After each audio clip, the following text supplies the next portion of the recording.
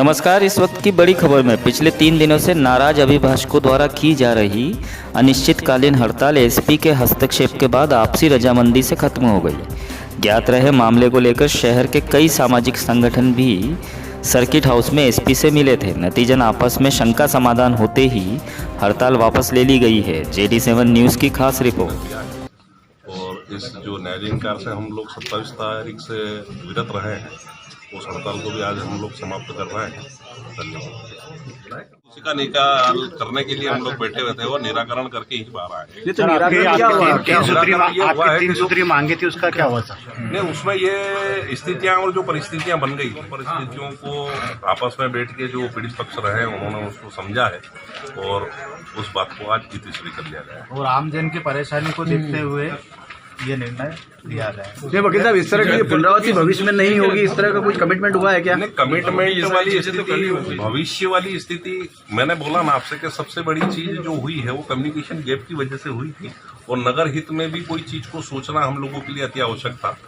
तो उस मुद्दे को भी दृष्टिगत रखते हुए हम लोगों ने निर्णय लिया है और उस चीज को यहीं तीसरी। नहीं, आपने मुद्दा उठाया था, बड़ा मुद्दा कि FIR दर्ज होना चाहिए, उनको सस्पेंड किया जाना चाहिए, तो क्या ये मुद्दे आपने वापस ले लिए हैं क्या? हाँ, वो मुद्दे आज जब पूरी चीज का पटाक्षेप हो चुका है तो मुझे नहीं लगता है कि वो मुद्दे अब मेरे लिए सर्वोपरि हैं। नगर हित मेरे लिए सर्वोपरि रहेगा। अध्यक्ष हैं, क्या वकीलों के लिए भी कोई गाइडलाइन तय करेंगे क्या?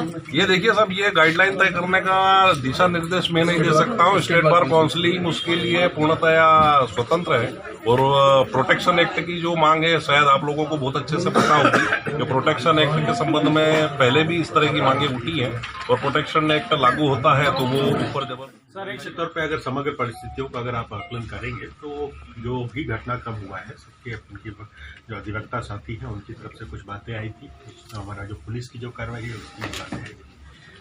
जो पूरा समग्र जो डिस्कशन, पूरा विस्तृत जो चर्चा हुई उसमें स्पष्ट रहा कि किसी का कोई इंटेंशन ऐसा नहीं था, आशयित नहीं था। घटनाक्रम हो सकता है तात्कालिक रूप से कुछ परिस्थितियां ऐसी निर्मित हुई जिसमें उनको और बड़े सकारात्मक माहौल में ये चर्चा हुई है। अभी इसका प्रक्षेप हो गया है और जो उनके द्वारा हड़ताल जो है वापस करने का निर्णय ले लिया गया है। दोनों ही पक्ष बड़े सौहार्दपूर्ण वातावरण में बैठे, हमारे TI ने भी अपनी बात रखी और उनकी तरफ से जो बातें आई और इसका निष्कर्ष सिर्फ इतना निकला कि कहीं ना कहीं वो कुछ कन्फ्यूजन था और किसी का कोई आशय ऐसा नहीं था और उसके आधार पर ही उसकी एक प्रशासनिक जांच होती है। प्रशासनिक जांच हमारी चाहिए।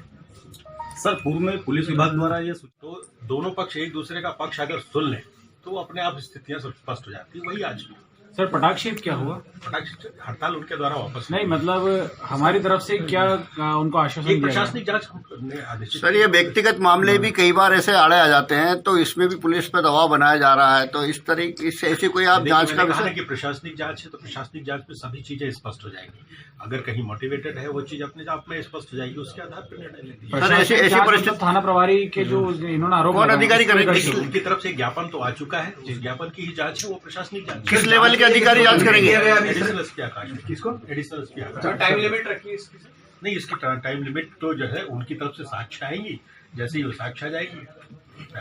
जांच में यदि कोई डिफॉल्ट पाया गया तो इस स्थिति में क्या? निश्चित तौर पे जो प्रशासनिक जांच का कारण ही यही होता है। प्रशासनिक जांच होती है इसी बात के लिए है कि वास्तव में परिस्थितियां क्या थी, क्यों हुआ, किसी की त्रुटि है या नहीं है, उस पर जांच रिपोर्ट आने दीजिए, तय हो जाएगा।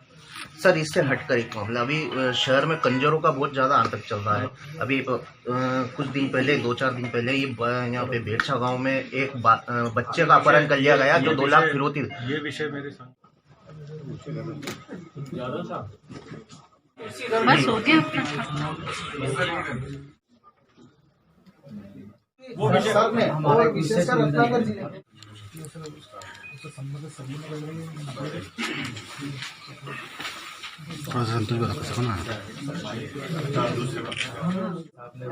समाज में जो एकता का जो माहौल बना के रखा हुआ है, जब